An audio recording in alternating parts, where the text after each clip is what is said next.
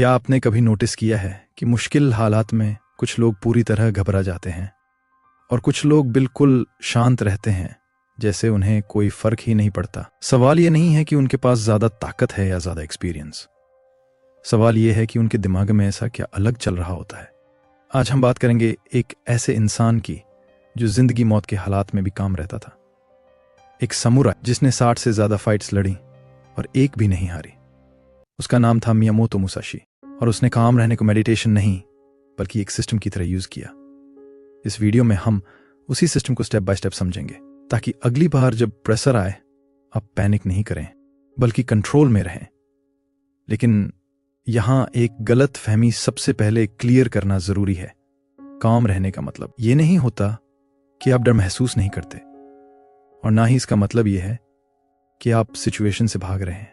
असल में काम वो स्टेट है जहां आपका दिमाग अब पैनिक मोड में नहीं जाता, जहां इमोशंस आपको कंट्रोल नहीं करते बल्कि आप इमोशंस को ऑब्जर्व करते हैं।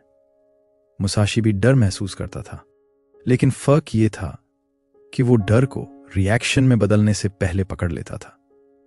आज हम जिस तरह स्ट्रेस हैंडल करते हैं उसमें सबसे बड़ी प्रॉब्लम यही है। कोई कुछ कह देता है और हम इंस्टेंटली रिएक्ट कर देते हैं। कोई प्रेशर आता है और दिमाग ओवरथिंक करने लगता है। मुसाशी का तरीका बिल्कुल उल्टा था।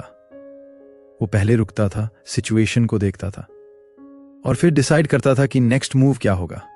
यही एक छोटा सा गैप रिएक्शन और एक्शन के बीच का असल में काम की शुरुआत है। और इसी गैप को ट्रेन करने के लिए मुसाशी ने एक ऐसा सिस्टम बनाया जो आज भी उतना ही इफेक्टिव है। लेकिन सवाल ये है, ये सिस्टम एक्चुअली काम कैसे करता है? इस सिस्टम का पहला स्टेप है इमोशनल डिस्टेंस। मतलब ये नहीं कि आप इमोशंस को दबा दें, मतलब ये है कि आप उनसे थोड़ा पीछे हट जाएं। मान लीजिए कोई आपको गुस्सा दिला देता है।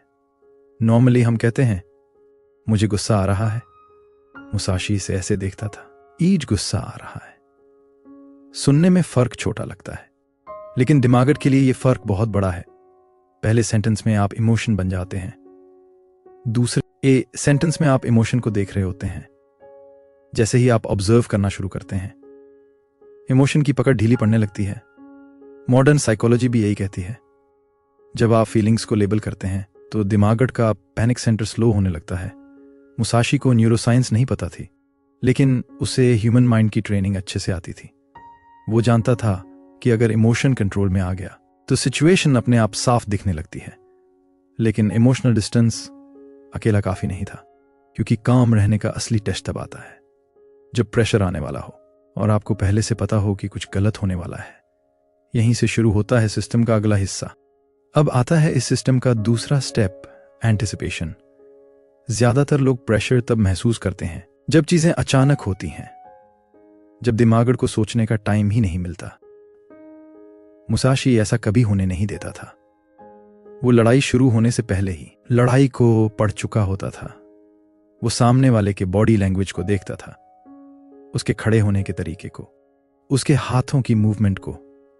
क्योंकि इंसान रैंडम नहीं होता, ज्यादातर लोग ऑग पैटर्न्स में बिहेव करते हैं। जब आप इन पैटर्न्स को पहचान लेते हैं तो डर सरप्राइज से निकलकर कैलकुलेशन बन जाता है। और जैसे ही सरप्राइज खत्म होता है, प्रेशर अपने आप कम होने लगता है। आज की जिंदगी में भी यही होता है। मीटिंग हो, एग्जाम हो, इंटरव्यू हो, स्ट्रेस ज्यादातर इसलिए होता है क्योंकि हम मेंटली प्रिपेयर नहीं होते। मुसाशी का तरीका सिंपल था।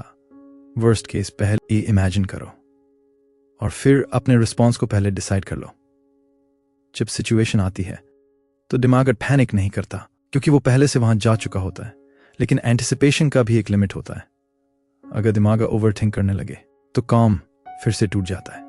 यहीं पर मुसाशी का तीसरा रूल काम आता है, जो सीधे आपके शरीर से जुड़ा हुआ है। अब आता है तीसरा रूल, ब्रेथ कंट्रोल।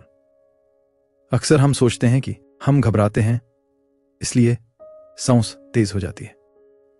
मुसाशी का मानना बिल्कुल उल्टा था। उसके अनुसार सांस तेज होती है इसलिए घबराहट बढ़ती है। यानी अगर आप सांस को कंट्रोल कर लें तो दिमाग अपने आप शांत होने लगता है। लड़ाई के समय मुसाशी कभी अपनी सांस को बिखरने नहीं देता था, ना बहुत तेज ना बहुत हल्की। एक स्टेडी रिदम।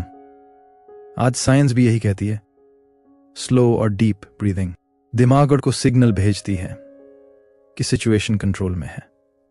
लेकिन यहां एक जरूरी बात है, यह ब्रीदिंग रिलैक्सेशन के लिए नहीं थी, यह अलर्ट काम के लिए थी। मतलब शरीर रेडी है लेकिन दिमाग स्टेबल है। आप इसे आज भी यूज कर सकते हैं। प्रेशर वाली सिचुएशन से ठीक पहले सांस को कॉन्शियसली स्लो करना, इससे पैनिक नहीं जाता लेकिन कंट्रोल वापस आ जाता है। और जब कंट्रोल आ जाता है तब एक आखिरी चीज डिसाइड करती है कि आप सिर्फ काम रहेंगे या सिचुएशन को अपने फेवर में ले जाएंगे। यहीं आता है मुसाशी का सबसे डेंजरस प्रिंसिपल। मुसाशी का आखिरी प्रिंसिपल था क्लियर पर्पस। वो कभी भी सिर्फ बचने के लिए फाइट नहीं करता था, उसका गोल हमेशा साफ होता था। जब आपका गोल क्लियर नहीं होता तो काम भी डायरेक्शनलेस हो जाता है, और डायरेक्शनलेस काम अक्सर हेजिटेशन में बदल जाता है। मुसाशी हर सिचुएशन में खुद से एक सवाल पूछता था, मुझे एग्जैक्टली करना क्या है। जैसे ही यह सवाल क्लियर होता था, दिमाग अननेसेसरी पॉसिबिलिटीज छोड़ देता था। आज हमारी प्रॉब्लम यही है, प्रेशर में हम सब कुछ सोचने लगते हैं। क्या होगा, लोग क्या कहेंगे, अगर फेल हो गए तो। मुसाशी इनमें से कुछ नहीं सोचता था, वो सिर्फ नेक्स्ट राइट एक्शन पर फोकस करता था। और यही वजह है कि उसका काम पैसिव नहीं था, वो डिसाइसिव था। आज की जिंदगी में भी यही रूल लागू होता है, चाहे एग्जाम हो, इंटरव्यू हो, कॉन्फ्लिक्ट हो। अगर आपका पर्पस क्लियर है तो काम अपने आप स्टेबल रहता है। अब इन चारों चीजों को एक साथ रखिए, emotional distance, anticipation, breath control और क्लियर पर्पस। ये कोई मोटिवेशन नहीं है, ये एक सिस्टम है। और सिस्टम का फायदा ये होता है कि वो मूड पर डिपेंड नहीं करता। सवाल अब ये है, अगली बार जब प्रेशर आए क्या आप रिएक्ट करेंगे या मुसाशी की तरह रिस्पॉन्ड करेंगे। अब जरा एक पल के लिए रुककर सोचिए। हम में से ज्यादातर लोगों को काम रहना सिर्फ थ्योरी में अच्छा लगता है, लेकिन जैसे ही रियल प्रेशर आता है सब कुछ भूल जाता है, क्योंकि हमें कभी काम रहना ट्रेन ही नहीं किया गया। मुसाशी की सबसे बड़ी सीख यही थी, काम कोई पर्सनैलिटी ट्रेट नहीं है, ये एक स्किल, और स्किल को प्रैक्टिस से डेवलप किया जाता है। वो रोज अपने दिमाग को प्रेशर के लिए तैयार करता था, छोटे डिसीजन से लेकर लाइफ और डेथ मोमेंट्स तक। आज हमें सोर्स की जरूरत नहीं है, लेकिन प्रेशर उतना ही रियल है। डिफरेंस सिर्फ इतना है कि अब लड़ाई बाहर नहीं, दिमाग के अंदर होती है। अगली बार जब कोई सिचुएशन आपको ट्रिगर करे, एक सेकंड रुकिए, इमोशन को ऑब्जर्व कीजिए, नेक्स्ट स्टेप को एंटिसिपेट कीजिए, सांस को कंट्रोल कीजिए और पर्पस को याद रखिए। शायद आप परफेक्ट काम न रहें, लेकिन आप टूटेंगे नहीं, और यही असली जीत है।